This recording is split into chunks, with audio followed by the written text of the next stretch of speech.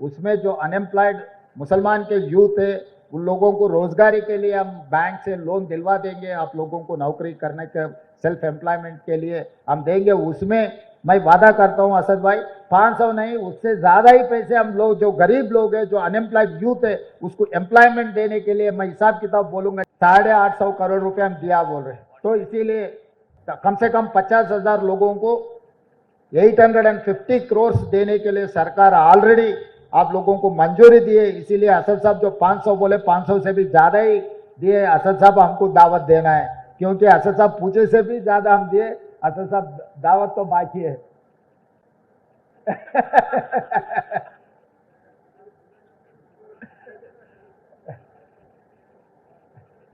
दावत तो असद साहब से लूंगा, उबैद भाई तो मेरा घर का आदमी है। चीफ मिनिस्टर रेवंत रेड्डी ने वाज़ेह किया है कि रियासती हुकूमत अक़लियती तबक़ात खुसूसन मुसलमानों की तालीमी, माशी और समाजी तरक्की के लिए पूरी तरह संजीदा है। उन्होंने कहा कि मुसलमानों में बड़ी तादाद गरीब अफराद की है, इसलिए हुकूमत की जानिब से जो भी फलाही स्कीमात शुरू की जाती हैं उनमें मुसलमानों को उनकी आबादी के लिहाज से मुकम्मल मौका फराहम किए जाएंगे। चीफ मिनिस्टर ने ऐलान किया कि राजीव गांधी इंटरनेशनल एयरपोर्ट के करीब मामड़पल्ली में आज़मीन की सहूलत के लिए नया हज हाउस तामीर किया जाएगा, जिस पर 25 करोड़ रुपए खर्च किए जाएंगे। उन्होंने कहा कि हर मुसलमान की ख्वाहिश होती है कि जिंदगी में एक बार जरूर हज करें, और इस साल हुकूमत को 6000 दरख्वास्तें मौसूल हुई है, जिन्हें मुकम्मल तौर पर मंजूर कर लिया गया है। नामपल्ली हज हाउस में आज़मीन की रवानगी के मौके पर मुनक्किदा प्रोग्राम में चीफ मिनिस्टर ने आज़मीन को विदा करते हुए बसों को झंडी दिखाकर रवाना किया। इस मौके पर उन्होंने आज़मीन को नेक ख्वाहिशात पेश किए।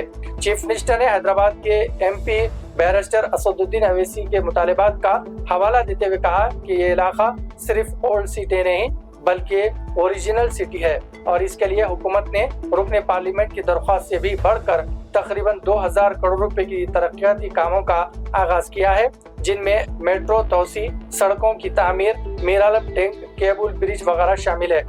रेवंत रेड्डी साहब से मैं अदबन गुजारिश करूंगा कि वो अपने खिताब से हमें नवाजें। अली जनाब रेवंत रेड्डी साहब, इज्जत बाब वज़ीर आला हुकूमत तेलंगाना। और हज को जाने वाले साथियों को और मित्रों को सबको मैं आज शुक्रिया अदा करना चाहता हूँ। तेलंगाना राज्य के सरकार के तरफ से इस मुल्क को बचाने के लिए, दुआ मांगने के लिए आप सब लोग आज अल्लाह घर पे जा रहे हैं। तेलंगाना सरकार में जितने लोग दरखास्त किए, मेरे ख्याल से 6000 लोग दरखास्त किए। हर दरखास्त को तेलंगाना सरकार ने मंजूर किए, क्योंकि हज से अल्लाह के हुक्म जारी होने के बाद तेलंगाना सरकार रोकने वाले नहीं है, क्योंकि हर मुसलमान को ज़िंदगी में एक बार तो भी हज देखने का ख्वाहिश, हर हज को देखकर दुआ मांगने के लिए कोशिश करते। 50 लाख तेलंगाना में, इस मुल्क में जो मुसलमान लोग हैं, हर आदमी चाहता है कि कम से कम एक बार हज को जाने के लिए मक्का दर्शन कर ले के दुआ मांगने के लिए कोशिश करते। इस बार 6000 लोगों को अल्लाह हुक्म जारी किए हज आने के लिए।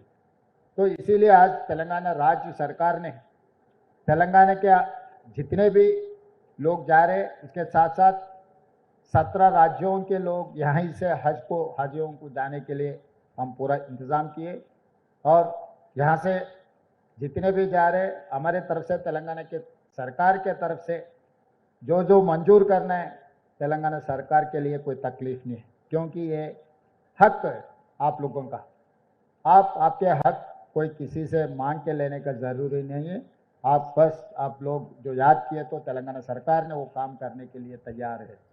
और दूसरी बात रहा, ये सरकार बने आपके मदद से, तो जब आपके मदद से तेलंगाना सरकार, तेलंगाना हुकूमत जब चल रहा है, तो आप लोगों को जो भी मंजूर करना है हमारे जिम्मेदारी है।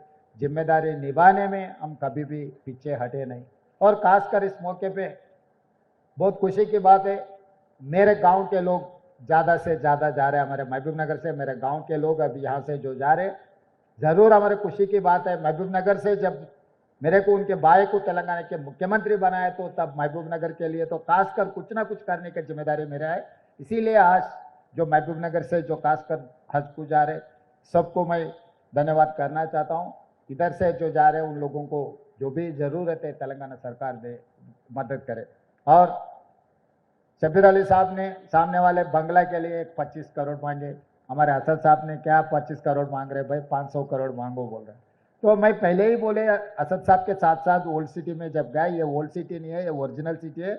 ओरिजिनल सिटी को अच्छा खूबसूरत बनाने के लिए हम सब सारे पैसे देंगे। अब तक असदुद्दीन ओवैसी साहब ने जो बात बोले, कम से कम हिसाब किताब तो नहीं किया, मगर कम से कम 2000 करोड़ रुपए मैं वहां पर उनके पार्लियामेंट क्षेत्र में जो काम करने के लिए, मेट्रो रेल बनाने के लिए, सड़क बनाने के लिए, मिरालम चरू में जो फ्लाईओवर ब्रिज बनाने के लिए, बाकी के कामों के लिए मैं पैसे देते गए।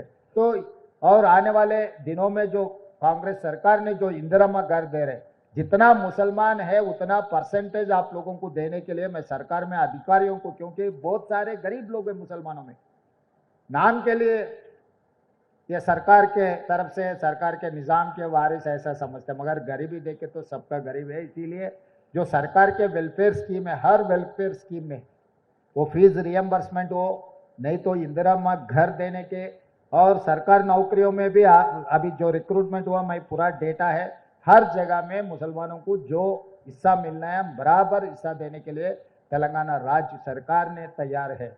और दूसरी बात रहा, हम लोग, आप लोग जो आज तक ये हाजियों के लिए रूबत कहीं पर नहीं है, खाली निजाम सरकार ने मक्का में बनाया, आज तक अभी तो कभी यहाँ पर कोई भी नहीं बनाया। इसीलिए इस मौके पे मैं एक बात देना चाहता हूँ, मामिड़पल्ली में हाजियों के लिए रूबत बनाने के लिए सरकार तय कर दी है। एयरपोर्ट के बगल में 5 किलोमीटर के बगल में आप लोगों को जाने के लिए, आप रहने के लिए हम रूबत बनाएंगे। अगले साल वहीं से आप लोगों को जाने के लिए हम जो इंतजाम करना है वहीं से करेंगे। इस मौके पे मैं एक बात साफ कहना चाहता हूँ, एक वादा कहना चाहता हूँ आप लोगों से, रूबत बनाएंगे। तेलंगाना सरकार ने मामिड़पल्ली में 20-25 करोड़ जितना भी होगा रूबत, अच्छा शानदार रूबत हम बना देंगे। और ये बिल्डिंग के लिए मैं हमारे ऑफिसरों को भी यहीं से मैं आदेश देता हूँ, पूरा एस्टिमेट कर दो, ये बिल्डिंग पूरी करने के लिए कितने पैसों का जरूरी है, ये क्या करना है आगे, बिल्डिंग भी पूरी करने के बाद वो बिल्डिंग भी कैसे हम लोग इस्तेमाल करना, अगर प्राइवेट में देना है और माइनॉरिटी वेलफेयर के लिए हम लोग ये बिल्डिंग को इस्तेमाल करना है, तो मैं ऑफिसरों को मैं आदेश देता हूँ यहाँ से आप लोग पूरा बिल्डिंग का एस्टिमेट बना दो। वो बिल्डिंग पूरे करने के बाद भी हम कैसे इस्तेमाल करना उसका भी एक अंदाजा करो। पैसे देने के लिए हम पीछे नहीं हटेंगे। और आगे भी जो माइनॉरिटी कॉरपोरेशन से जितने भी हम लोग आज राज्य युवा विकास, जो गरीब लोगों के लिए जो एजुकेटेड अनएम्प्लॉयड यूथ सबसे ज्यादा माइनॉरिटियों में है, तो 6000 करोड़ रुपए हम लोग 5 लाख नौजवानों को हम लोग self help group, self employment के लिए हम पैसे दे रहे हैं। तो इसीलिए मेरा एक ही गुजारिश है, जो मुसलमान नौजवान जो बेरोजगार है, आप दरखास्त रखो, तब 500 नहीं है 1000 करोड़ भी आपको मिल सकता है, क्योंकि ये रोटी देने से रोटी कमाने के लिए आपको सिखाना चाहता है हमारे सरकार ने।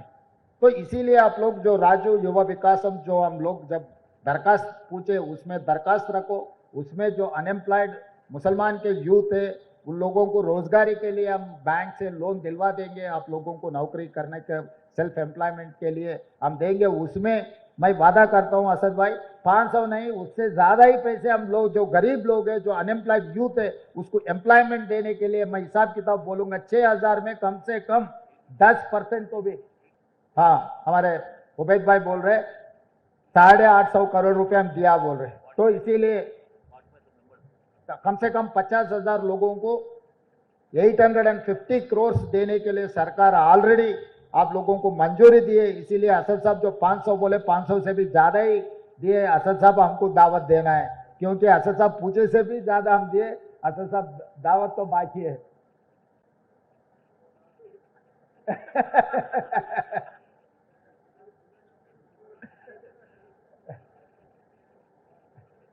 दावत तो असद साहब से लूंगा, उबैद भाई तो मेरा घर का आदमी है, वो तो घर में हम आपस में खाना मिलके खा लिए तो दावत नहीं बनेगा, वो दोस्त है, दोस्त से मैं दावत लेना चाहता हूं कि हम लोग तेलंगाना सरकार ने आप लोगों का मदद करने के लिए तेलंगाना में जितने भी माइनॉरिटी लोग हैं उनके welfare and development, education and employment में जितना हम लोग मदद कर सकते हो सब मदद करने के लिए हम तैयार है।